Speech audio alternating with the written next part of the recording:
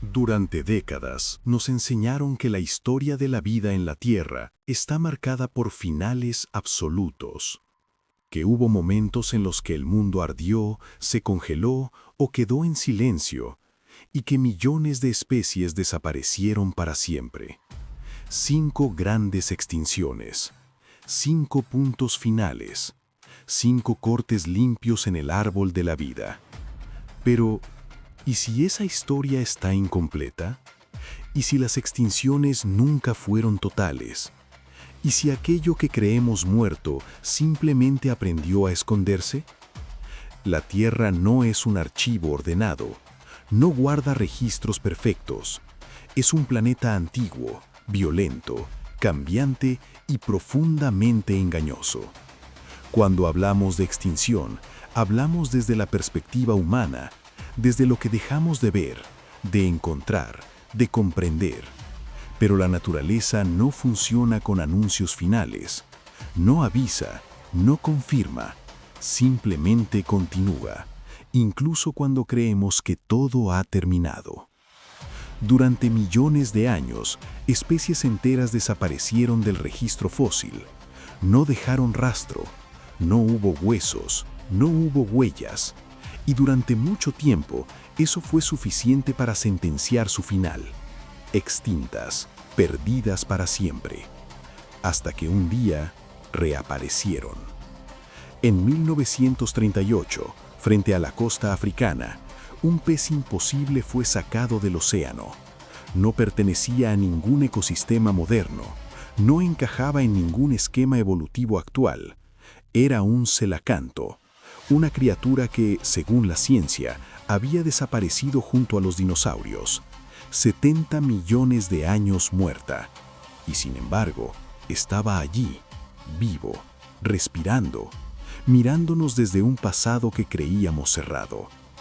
Ese momento no solo fue un descubrimiento zoológico, fue una grieta, una fisura en la certeza científica, porque si una especie tan grande, tan antigua y tan distinta había sobrevivido oculta en las profundidades, ¿cuántas más podrían haber hecho lo mismo?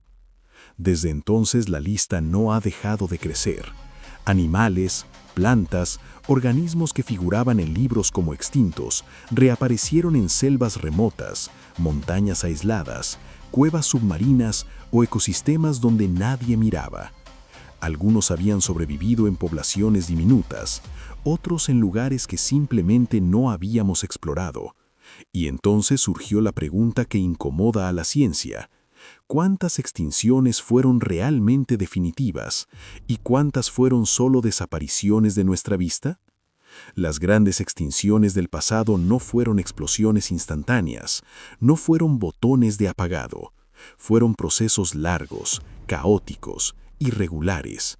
Mientras algunas especies colapsaban, otras se adaptaban, se reducían, se refugiaban, cambiaban su comportamiento, migraban a nichos extremos, bajaban al fondo del mar, subían a las montañas, se hundían en pantanos, desaparecían del mundo visible.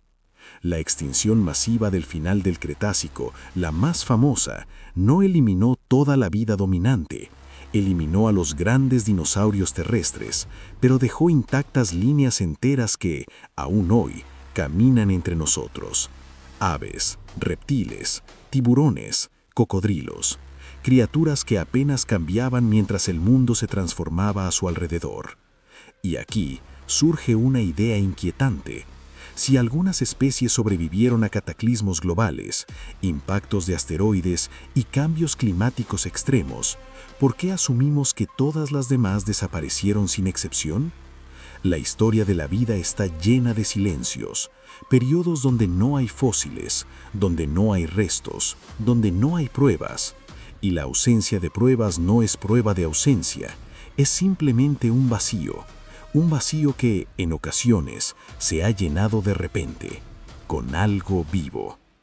En selvas densas, donde la luz apenas toca el suelo, existen regiones que jamás han sido estudiadas de forma sistemática, lugares donde generaciones humanas han vivido viendo criaturas que nunca llegaron a un laboratorio.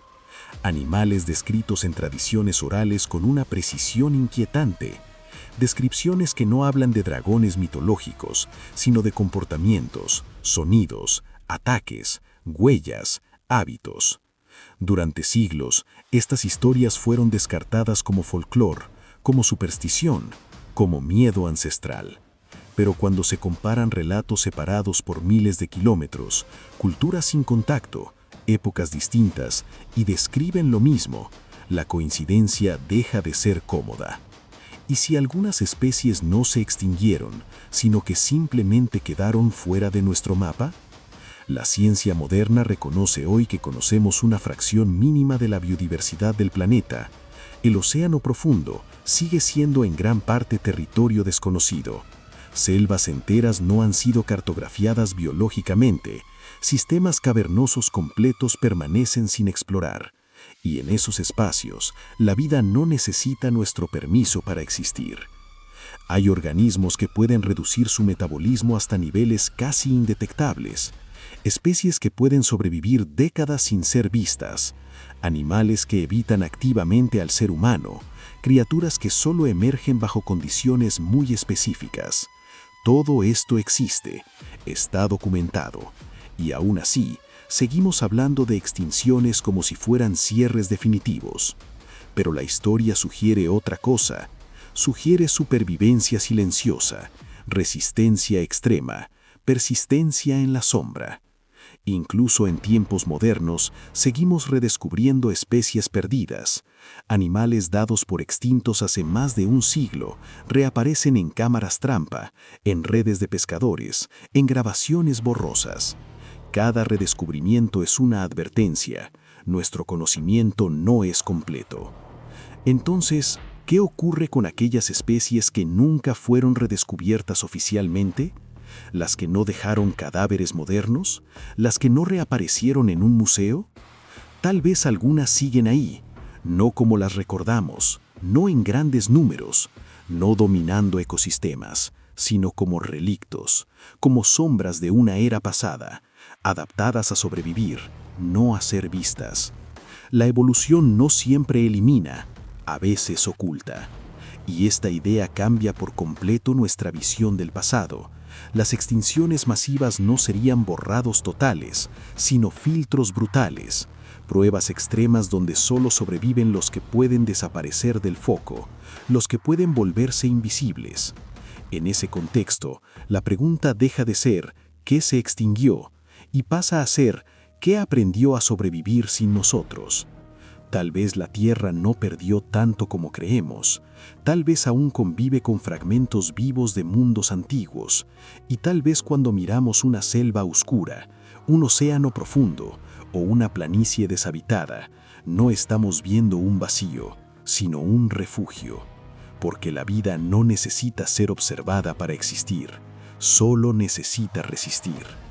Y si algo nos ha demostrado el planeta, una y otra vez, es que la vida es mucho más difícil de eliminar de lo que jamás imaginamos. Quizás las extinciones nunca fueron finales, quizás solo fueron el momento en que dejamos de mirar.